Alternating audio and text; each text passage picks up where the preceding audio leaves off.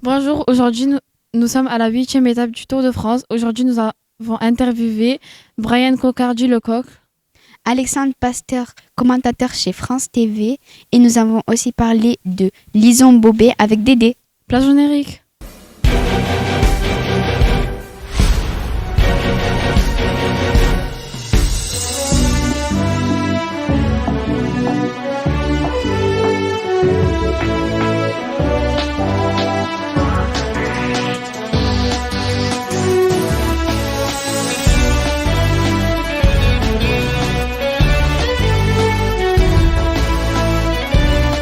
Faut faire vite. Aya, toi t'aimes trop commenter. Devine, on a rencontré qui?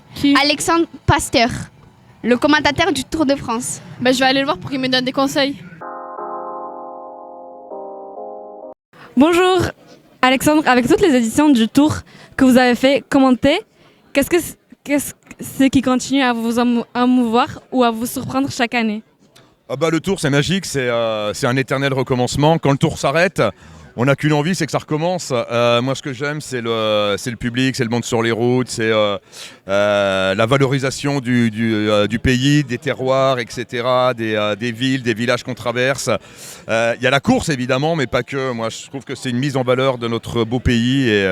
Et voilà, c'est une fête, hein. C'est un spectacle gratuit, c'est populaire, c'est une course qui fédère les Français, qui rassemble les familles sur le bord des routes. Voilà, c'est ce côté populaire et festif que j'adore sur le Tour de France et je pourrais pas m'en passer.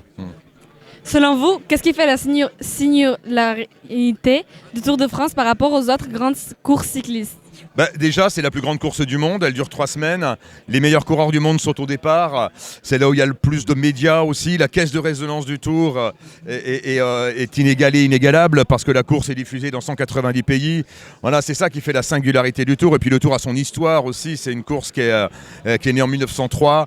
Et encore une fois, c'est une parenthèse enchantée pour les Français. Chaque été, chaque mois de juillet, c'est les vacances. Il fait beau, les gens sont heureux. Voilà, il y a un côté, comme dit Christian Prudhomme, le Tour, c'est 3500 km de sourire. Et ça, je le ressens vraiment très fort chaque année. Comment avez-vous vu évoluer la manière de raconter le Tour à la télévision? Le public d'aujourd'hui attend-il autre chose qu'il y a 10 ou 20 ans? Oui, bien sûr. Alors déjà, le Tour a évolué dans sa manière d'être raconté parce que déjà, nous diffusons toutes les étapes en intégralité depuis 2017, alors qu'avant, c'était pas le cas. Donc, on montre tout, du premier au dernier kilomètre, avec 120 heures de diffusion sur 3 semaines. Donc, c'est quand même beaucoup. C'est un marathon pour nous, un marathon médiatique, un marathon commentaire. Et puis la façon de raconter le Tour aussi, de plus en plus, on met l'accent aussi sur le patrimoine parce qu'encore une fois, le Tour est une course de vélo, mais pas que. Le Tour, c'est un point. Chaque étape du Tour, il y a un point A, un départ, un point B, une arrivée. Au milieu, il y a plein de choses à raconter. Donc voilà, on est toujours ouvert sur quelque chose, sur une montagne, un lac, un village, une église, un château, etc. Il y a toujours plein de choses à raconter sur le Tour. C'est ça qui est très valorisant. C'est que on prend des cours d'histoire et de géographie tous les jours avec le Tour de France. Donc voilà, donc nous on essaie de raconter aussi le Tour à travers ce prisme-là. C'est-à-dire que le Tour est une course de vélo, mais pas que. Ça reste avant tout une course de vélo, mais c'est aussi quelque chose qui se raconte. Y a-t-il une étape ou un moment en particulier dans toutes vos années de commentaires qui reste gravé comme un souvenir exceptionnel? Oui, des souvenirs, j'en ai plein, notamment la victoire de Thibaut Pinot au sommet du Tourmalet sur le Tour de France 2019. J'ai beaucoup de tendresse pour le Tour de France 2019 parce que c'est vraiment le Tour où on a eu le sentiment qu'un Français pouvait gagner le Tour. Et Thibaut Pinot était vraiment en position de gagner le Tour cette année-là. Malheureusement, ça ne s'est pas terminé comme on l'aurait souhaité et comme lui l'aurait souhaité, puisqu'il abandonne lors de l'antépénultième étape. Mais voilà, moi j'ai une tendresse particulière pour ce Tour-là, et notamment sa victoire au Tourmalet, c'était un grand moment. Merci beaucoup. Avec plaisir. Aya, tu trouves pas que ce maillot m'irait vachement bien? Si, mais tu sais que c'est le maillot du meilleur sprinter. En parlant de sprinter, tu sais qu'on avait un parrain à l'assaut. C'est un sprinter du Tour de France. Ah oui, Brian Coquard. Bonjour. Bonjour. Comment ça va? Ça va bien, ça va bien. Qu'est-ce que ça représente pour toi de participer au Tour de France? C'est la plus grande course du monde c'est la plus grande course de vélo du monde. C'est la course que je regardais quand j'étais tout gamin et que c'est ce qui m'a donné envie de faire du vélo. Donc bien évidemment c'est un rêve. Alors maintenant c'est mon 8e Tour de France, ça commence à être un petit peu une habitude, mais c'est sûr que c'est toujours quelque chose d'exceptionnel. Te souviens-tu de ton tout premier tour? Bien évidemment, c'était en 2014 au Yorkshire, le départ au Yorkshire où c'était vraiment incroyable. Et est-ce que tu en gardes un souvenir particulier? Oui, un très bon souvenir parce que quand c'est la première fois, c'est toujours génial et j'étais un petit peu comme un gamin, comme dans un rêve avec les yeux grands ouverts et donc voilà. À quoi ressemble une journée classique pour toi pendant une grande course comme le Tour de France? On se lève plus ou moins de bonne heure, ça dépend de l'hôtel, de l'horaire du départ, mais on se lève, on passe à la pesée, on passe sur la balance pour voir le poids du matin, on passe au petit déjeuner, ensuite une petite douche, on monte dans le bus, on vient au départ, on fait le briefing avec la stratégie de l'étape, la présentation, tous les journalistes qui vont avec, ensuite on part, on fait la course. Et une fois la course terminée, on monte dans les bus, la douche, direction l'hôtel et arrivé à l'hôtel, on passe au massage, à l'ostéo et on retourne manger et c'est l'heure d'aller dormir. Qu'est-ce qui te manque le plus de ta région quand tu es en déplacement pour les courses? Je vais dire ma famille, même si elle essaye d'être là au maximum. Là, elle est là présente avec moi, mais souvent c'est mon cocon familial. Est-ce que tu es un peu déçu que le Tour ne passe jamais à Nantes? Et est-ce qu'après ta carrière, tu pourrais militer pour le faire revenir à Nantes? Je pourrais militer avant ma carrière. Oui, c'est sûr que ça serait génial d'avoir le Tour qui arrive à Nantes, un départ ou une arrivée. Maintenant, je pense que c'est difficile, les grosses villes comme ça, avec toutes les infrastructures, les tramways, c'est toujours compliqué. Mais sait-on jamais, peut-être que d'ici les prochaines années, on aura la chance d'avoir un départ ou une arrivée à Nantes. Notre projet à Média Pitchoun, le Tour au pied des tours, il y a 17 ans, tu en étais le premier parrain. Est-ce que tu t'en souviens? Oui, je m'en souviens, tout à fait. Et de quelle façon tu t'en souviens? Je m'en souviens je pense que déjà en plus le monsieur était déjà le chef et non, c'était un très bon moment de vous voir débuter dans le journalisme et c'est toujours agréable. Merci beaucoup. De rien. Aya, tu connais un cycliste français qui a gagné le Tour de France? Oui, Bernard Hinault. Et non, perdu. Aujourd'hui, on va pas parler de lui, mais on va parler de Louison Bobet. Tu vas en apprendre plus avec Dédé? Ok. Bonjour, ça va bien toi? Ouais, impeccable. Très bien. Qu'est-ce que tu as dit pour aujourd'hui? Alors aujourd'hui, on est où? On est sur le Tour de France, donc bonne nouvelle, et on est à Saint-Main-le-Grand. Et Saint-Main-le-Grand, c'est là où est né un certain Louison Bobet. Est-ce que ça te dit quelque chose, Louison Bobet? Non plus. C'est mal barré. Alors, je t'explique qui est Louison Bobet. C'est un coureur cycliste qui est né en 1925. Il est mort en 1983 à 58 ans d'un cancer.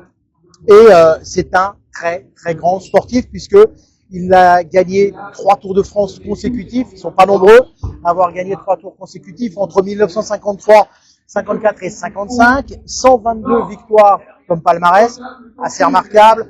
Il a gagné, alors il a été champion de France, il a été champion du monde en 1954.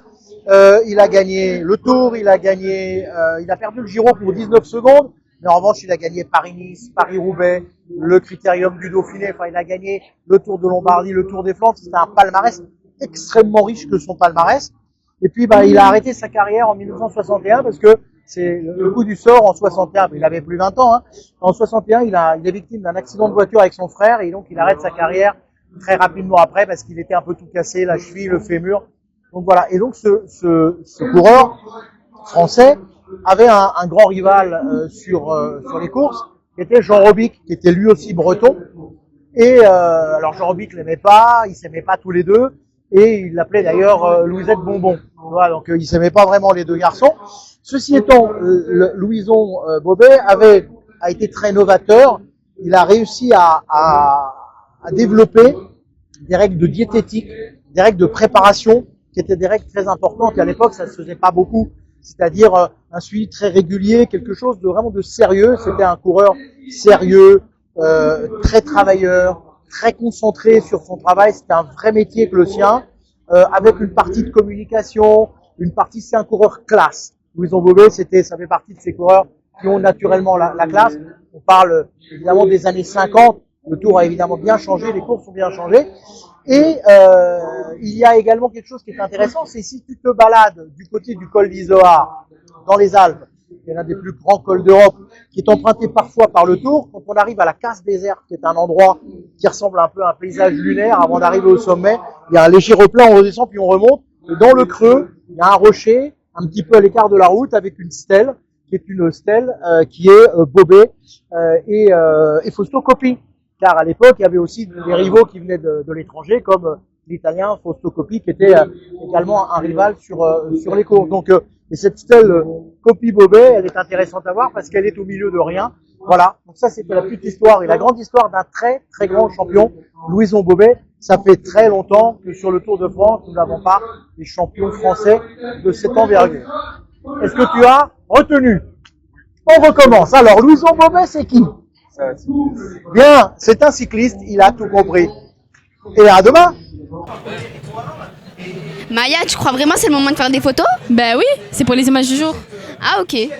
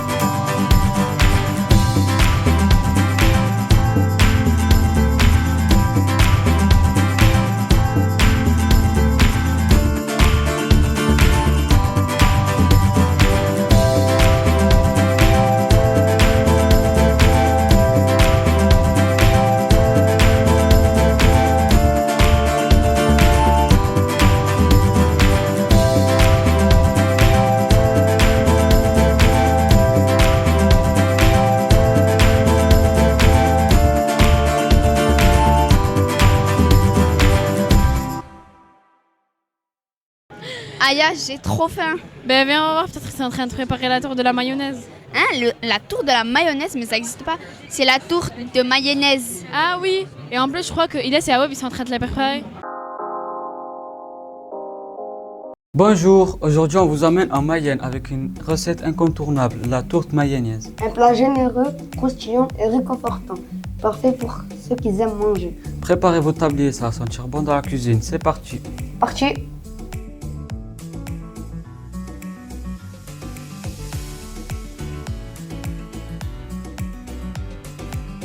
Pour commencer, on va préparer la pâte brisée. On va garnir de viande de porc et de lard fumé. Dans un saladier, on verse de la farine, du sel, puis du beurre. C'est le moment où il faut se salir les mains. On forme un puits, on casse l'œuf au centre et on ajoute l'eau froide petit à petit. On mélange jusqu'à obtenir une belle boule de pâte. Une pâte comme ça, on la fume et on la met au froid. Une pâte qui repose, c'est une pâte heureuse. Pendant que la pâte se repose, on s'occupe de la garniture et on coupe les échalotes sur une planche. On émince le leurre, puis on le fait revenir dans une noisette de beurre. Une fois les échalotes coupées, on les ajoute à la poêle.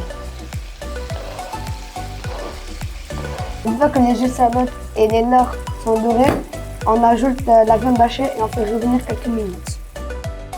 On prépare notre farce avec la crème,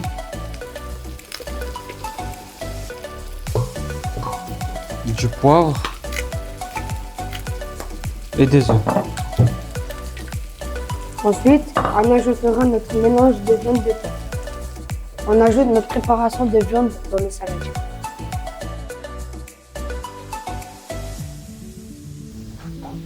Une fois nos pâtes coupées en deux, on les étale avec un rouleau.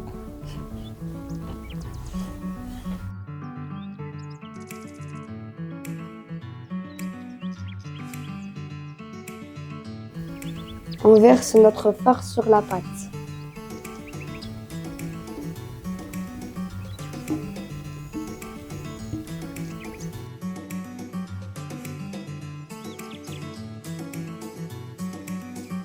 Une fois les bords collés, c'est le moment de faire la cheminée au centre.